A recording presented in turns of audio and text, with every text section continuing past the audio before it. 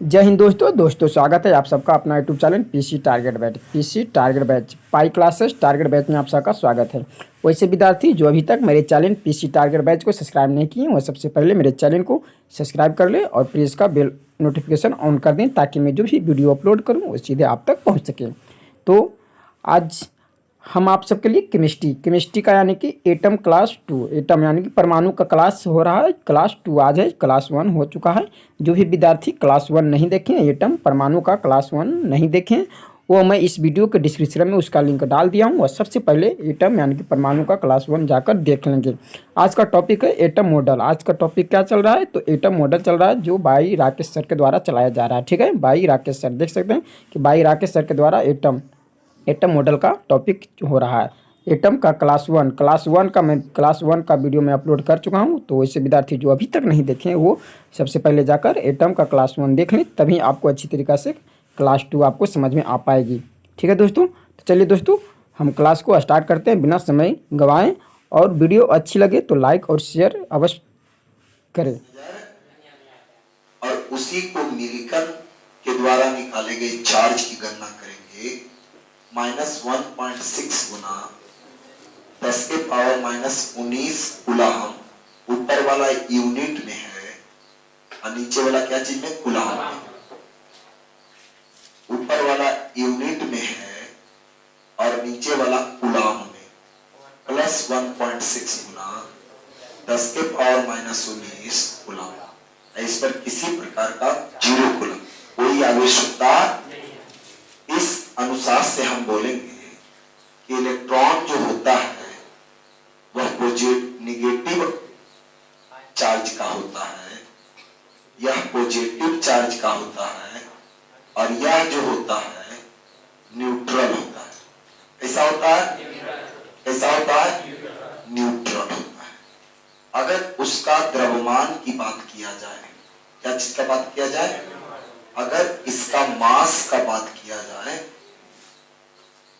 तो मास सबसे कम जो होता है वह इलेक्ट्रॉन का होता है। मास सबसे कम किसका होता है? इलेक्ट्रॉन का होता है, जिसका द्रव्यमान जो होता है 9.1 गुना 10 के पावर -31 केजी। 9.1 गुना 10 के पावर -31 केजी। या अगर न्यूट्रॉन के द्रव्यमान का तुलना हाइड्रोजन के द्रव्यमान से किया जाए तो हाइड्रोजन के द्रव्यमान से किया जाए तो 1/1840। तो बोलेंगे हाइड्रोजन के रिस्पेक्ट में, हाइड्रोजन के सापेक्ष में इलेक्ट्रॉन का जो द्रव्यमान होता है वह 1/1840, 1/1840। जबकि प्रोटॉन का, अगर प्रोटॉन के द्रव्यमान को हम देखेंगे तो 1.6725 गुना 10 के पावर -27 केजी। या हाइड्रोजन के तुलना में देखेंगे तो बोलेंगे हाइड्रोजन के तुलना में प्रोटॉन का द्रव्यमान बराबर होता है। प्रोटॉन का द्रव्यमान क्या होता है बाबू? बराबर होता है। अगर हम द्रव्यमान न्यूट्रॉन को देखते हैं तो 1.6748 गुना 10 के पावर -27 केजी। 10 के पावर माइनस, और इसका भी हाइड्रोजन के तुलना में लगभग क्या होता है? लगभग क्या होता है? लेकिन फिर भी दशमलव के लास्ट 2 डिजिट को अगर आधार मानेंगे तो हमको सबसे हैवी, सबसे भारी कण, हालांकि सबसे भारी फंडामेंटल पार्टिकल मौलिक कण किसे कहा जाएगा? न्यूट्रॉन। किसे कहा जाएगा? किसे कहा जाएगा? फिर अगला याद रखना है, अगला याद रखना है कि इलेक्ट्रॉन के निकलने से पॉजिटिव आयन बनता है। कौन आयन बनता है? Positive ion. और इलेक्ट्रॉन के आ जाने से कौन आयन बनता है? Negative ion. तो हम बोलेंगे फॉर्मेशन ऑफ आयन में कौन कण भाग लेगा? फॉर्मेशन ऑफ आयन में कौन कण? इलेक्ट्रॉन। किसी भी कण का फॉर्मेशन करना है, उसका निर्माण करना है, तो उसके निर्माण में हमको किस कण की आवश्यकता? इलेक्ट्रॉन की आवश्यकता होती है। अब गोल्ड स्टीन प्रोटॉन क्या है? तो हाइड्रोजन आयन को प्रोटॉन माना जाता है। और ब्रॉन्स्टेड लोरी ने बोला था कि जो प्रोटॉन को देता है वह एसिड होता है। प्रोटॉन के बारे में याद रखना, जो प्रोटॉन को देता है वो एसिड होता है। और न्यूट्रॉन के बारे में याद रखना कि न्यूट्रॉन एटॉमिक रिएक्टर में न्यूट्रॉन का प्रयोग किया जाता है और वह न्यूट्रॉन स्ट्रिगर का काम करता है। किसका काम करता है? तो बोलेंगे एटॉमिक रिएक्टर में स्ट्रिगर का काम कौन करता है? न्यूट्रॉन। जब यह अभिक्रिया होता है तो इसके जैसा जैसा 3 न्यूट्रॉन बनता है। कई न्यूट्रॉन बनता है? तो बोलेंगे नाभिकीय अभिक्रिया में एक न्यूट्रॉन से कितने न्यूट्रॉन का निर्माण होता है? 3। नाभिकीय रिएक्टर में या एटॉमिक रिएक्टर में या परमाणु पाइप में एक न्यूट्रॉन जो स्ट्रिगर का काम करता है, टकराता है, विखंडन करता है, तो उसके जैसा जैसा कैगो बनता है? कैगो बनता है? अब न्यूट्रॉन के बारे में एक पॉइंट और याद करना है कि न्यूट्रॉन एक ऐसा कण होता है जो हाइड्रोजन में नहीं रहता। किसमें नहीं रहता?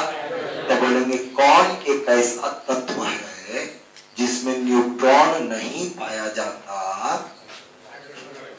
फिर तीनों कणों को अगर देखेंगे तो ये परमाणु के नाभिक जो होगा, जिसका खोज कौन किया था? रदरफोर्ड। याद करना, अगर हम फुटबॉल को परमाणु माने तो उसके अंदर जो केंद्र में सरसों के बीज के समान जो संरचना होगा, सरसों के बीज देखे है ना, सरसों के दाना इतना न्यूक्लियस होगा, बहुत छोटा न्यूक्लियस। तो हम बोलेंगे यह न्यूक्लियस में कौन कौन कण रहता है? तो प्रोटॉन और न्यूट्रॉन। और इलेक्ट्रॉन जो होता है इसके चारों ओर क्या करता है? चक्कर बनाता है। तो हम बोलेंगे नाभिक में कितने मौलिक कण होते हैं? 2। कौन कौन मौलिक कण होते हैं?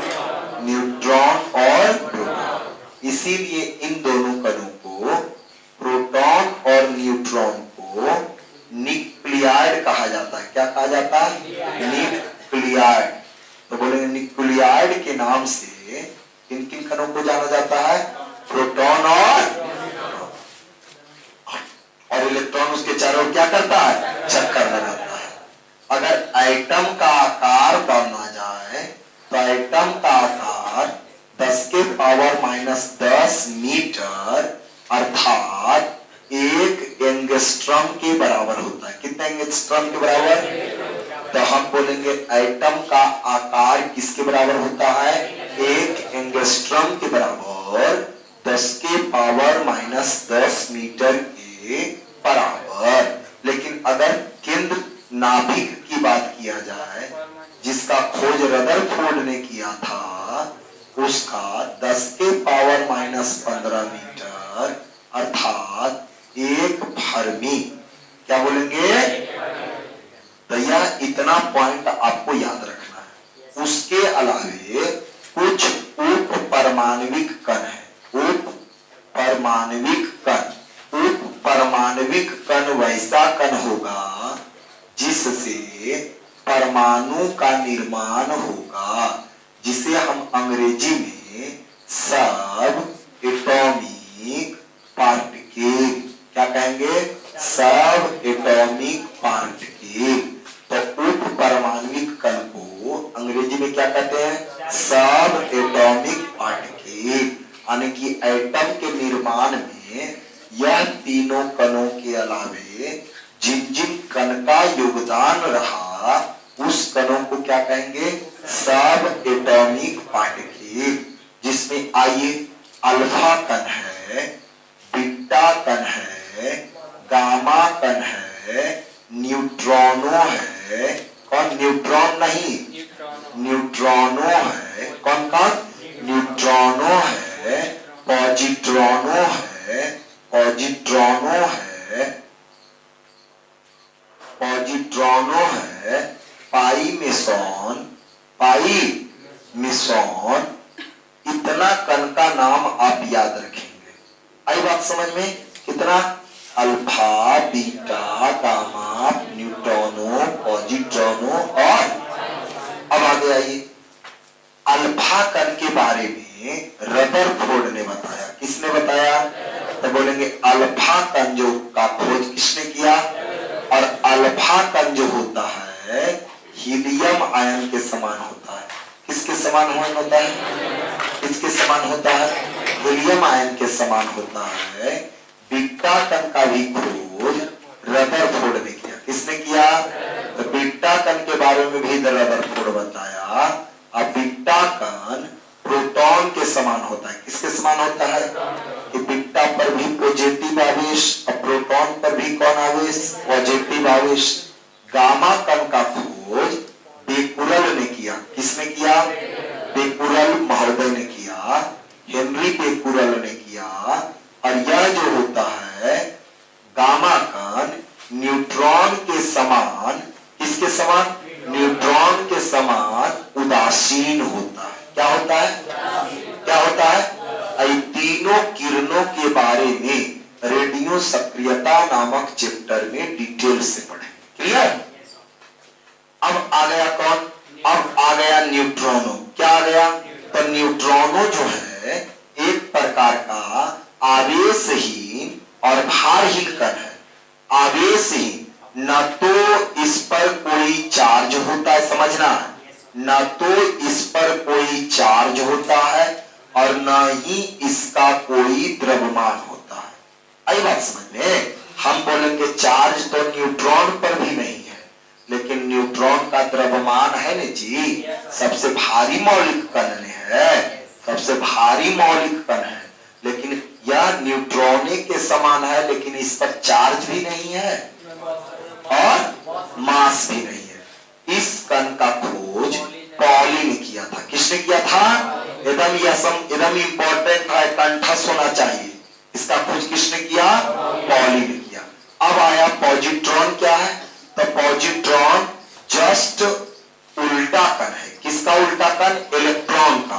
पॉजिट्रॉन को इलेक्ट्रॉन का प्रतिकण कहा जाता है। क्या कहा जाता है, उसी को अंग्रेजी में एंटी पार्टिकल कहते हैं। क्या कहते हैं, एंटी पार्टिकल।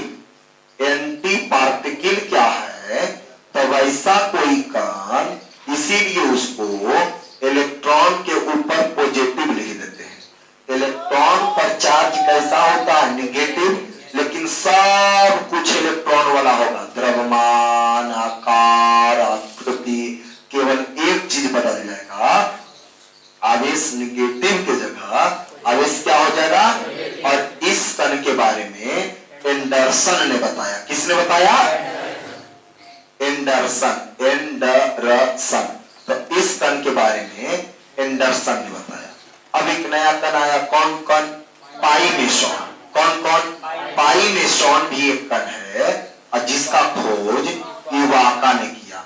जापान का साइंटिस्ट कौन, इवाका। तो इतना कण आपको याद होना चाहिए। क्लियर। एक बार पुनः रिवीजन, इलेक्ट्रॉन का खोज थॉमसन, प्रोटॉन का गोल्डस्टीन, न्यूट्रॉन का चैडविक, फिर उप परमाणविक कणों में अल्फा का रदरफोर्ड। रदरफोर्ड के बारे में एक चीज और याद करना, रदरफोर्डवा ने नाभिक का भी खोज किया था नहीं? नाभिक के साथ साथ अल्फा प्रकीर्णन का प्रयोग भी किया था। क्या किया था? अल्फा प्रकीर्णन का प्रयोग भी किया था। और नाभिक का खोज भी किसने किया था? रदरफोर्ड। अल्फा किरण, बीटा किरण के बारे में बताया। उसके अलावा बेकुरल ने किसके कारण बताया? गामा किरण। और वही बेकुरल महोदय रेडियो एक्टिविटी का खोज करते हैं। तो अगर पूछा जाए कि रेडियो एक्टिविटी का खोज किसने किया, तो हम बोलेंगे कौन? बेकुरल। अगला न्यूट्रॉनो क्या है? तो एक वैसा कण जिस पर न तो कोई आवेश हो, न तो किसी प्रकार का कोई द्रव्यमान हो, उसे क्या कहा गया? न्यूट्रॉनो। और यह क्या? अब अगर इतना सभी कणों में बोले जाएगा ई कै कण 6 गो और ई 3 गो, 6 3 9 कणों में सबसे भारी पूछा जाएगा तो ये होगा अल्फा, क्योंकि इसका atomic weight 4 atomic mass unit होता है। कितना होता है?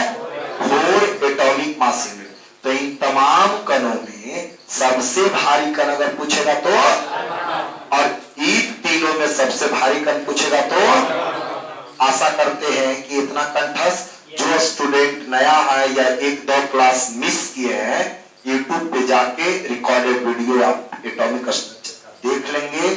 और इतना चीज अगर याद रखते हैं तो हमें नहीं लगता है कि आपको किसी प्रकार से कोई प्रॉब्लम होगा। बढ़े आगे। हम लोग एटॉमिक स्ट्रक्चर को मेरा पढ़ाने का 2 कॉन्सेप्ट था, factual point of this theory and theoretical. अब फैक्चुअल जो पॉइंट था, जो फैक्ट था, इन चीजों की चर्चा मैंने कर दिया। अब आपका क्लास चलेगा क्या चीज का? तो थ्योरी का, लॉ, थ्योरी, प्रिंसिपल, उससे रिलेटेड। तो अब आइए आज की क्लासेस में हम लोग ये एटॉमिक मॉडल की बात। क्या चीज का बात? Atomic model. तो एटॉमिक मॉडल क्या होता है? अब इसके बारे में 3 मॉडल के बारे में आपके सिलेबस में पढ़ना है। कितना मॉडल के बारे में? तो 3 मॉडल के बारे में आपके सिलेबस में पढ़ना है। इन तीनों मॉडल को बारी बारी से हम देखते हैं। तो आइए हम लोग देखें कि जे थॉमसन नामक एक वैज्ञानिक 1897 में परमाणु का पहला कण का खोज किया जो इलेक्ट्रॉन का है।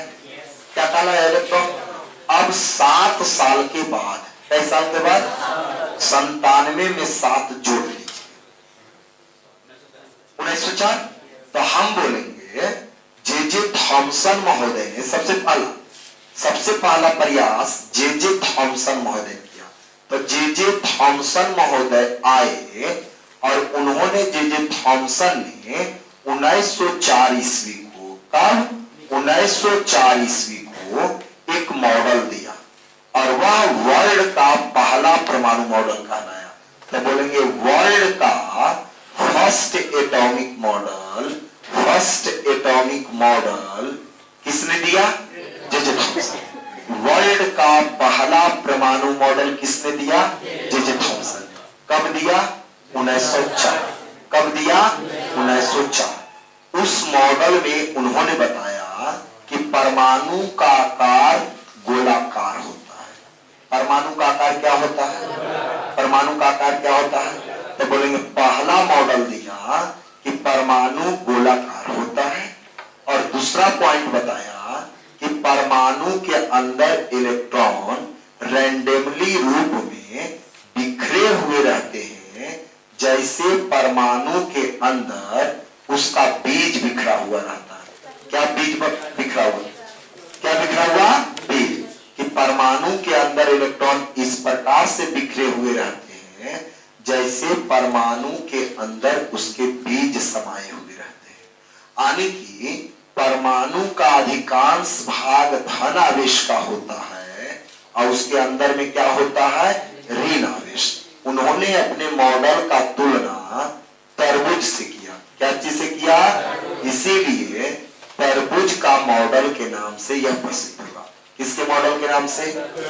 लेकिन इसमें 3 बातें उन्होंने बताया। पहला कि परमाणु जो होगा यह परमाणु का आकार जो होता है, यह परमाणु का आकार कैसा होता है? गोलीय, स्फेरिकल। कैसा होगा? परमाणु का आकार स्फेरिकल होगा। दूसरा बात उन्होंने बताया कि परमाणु के अंदर, कहा बाबू, परमाणु के अंदर जो रहेंगे, अंदर क्या रहता है? इलेक्ट्रॉन। कि परमाणु के, क्योंकि इलेक्ट्रॉन का खोज हो गया था, इलेक्ट्रॉन का खोज हो गया था, लेकिन प्रोटॉन खोज हुआ नहीं। प्रोटॉन के खोज के पहले में थ्योरी आया, तो हम बोलेंगे, उन्होंने बताया परमाणु के अंदर इलेक्ट्रॉन कैसे रहते हैं? तो तरबूज के बीज के समान। याद रखना, कैसे रहते हैं? तो बोलेंगे तरबूज के बीज के समान होते हैं। कि तरबूज में जैसे बीज उसका पाया जाता है, उसी समान परमाणु के अंदर इलेक्ट्रॉन स्थित रहते हैं। तीसरा पॉइंट उन्होंने बताया कि परमाणु के अंदर जिस मात्रा में इलेक्ट्रॉन होता है, उसी मात्रा में प्रोटॉन भी पाया जाता। अर्थात परमाणु जो होता है वह उदासीन होता है। क्या होता है?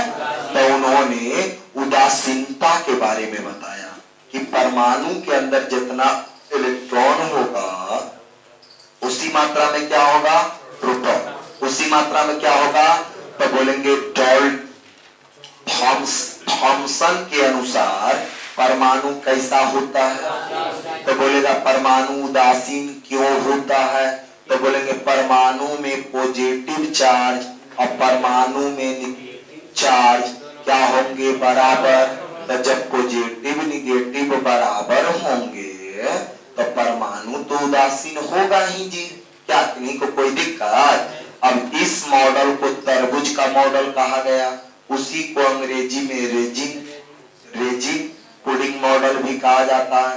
तो बोलेंगे रेजिन पुडिंग मॉडल इन्हें कहा जाता है, तो उसी को कहा जाता है। अगला कहा गया प्लम पुडिंग मॉडल। क्या बोला गया?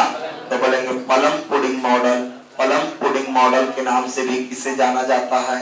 तो थॉमसन के परमाणु मॉडल को क्या क्या कहा गया? प्लम पुडिंग मॉडल कहा गया, रेजिन पुडिंग मॉडल कहा गया, तरबूज मॉडल कहा गया। इस प्रकार से इस मॉडल को जाना जाता है। उसके अलावे थॉमसन ने आइसोटॉप्स का खोज किया। किसका खोज किया? तो बोलेंगे आइसोटॉप्स का। और उसके बारे में डिटेल से हम लोग पढ़े ना, डिटेल से पढ़े ना।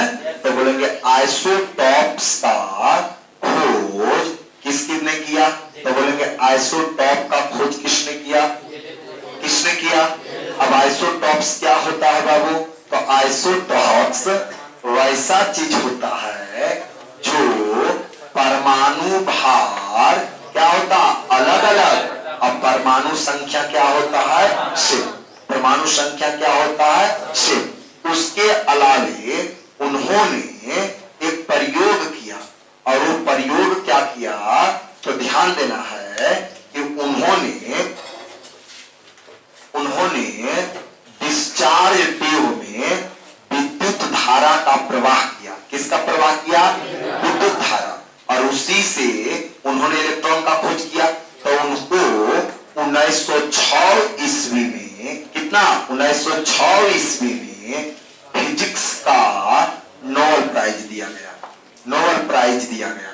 तो बोलेंगे कब नोबेल प्राइज दिया गया? 1906। इलेक्ट्रॉन का खोज के लिए या डिस्चार्ज ट्यूब में एयर में करंट को पास करने के लिए कि जब दाब को अत्यंत कम कर दिया जाए तो विद्युत धारा का प्रवाह वायु में भी हो सकता है। इस प्रयोग के लिए 1906 ईस्वी में उन्हें क्या मिला? नोबेल पुरस्कार। और उसके साथ साथ उनके 7 सहयोगी था। कितना सहयोगी था? उनके 7 सहयोगी था, हेल्पर। 7 सहयोगी था। और यह 7 सहयोगी को भी आगे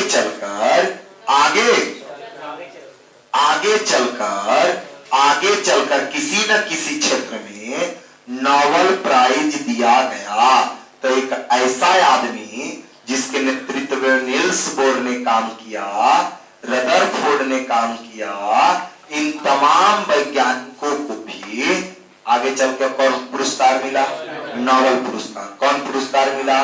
तो इतना पॉइंट अगर थॉमसन का याद रखते हैं तो बाकी कोई पॉइंट याद करने की आवश्यकता नहीं। फिर से तो विश्व का पहला परमाणु मॉडल देने वाला आदमी कौन था? भले उसका गलत हो गया लेकिन था ने जी दूसरा यह मॉडल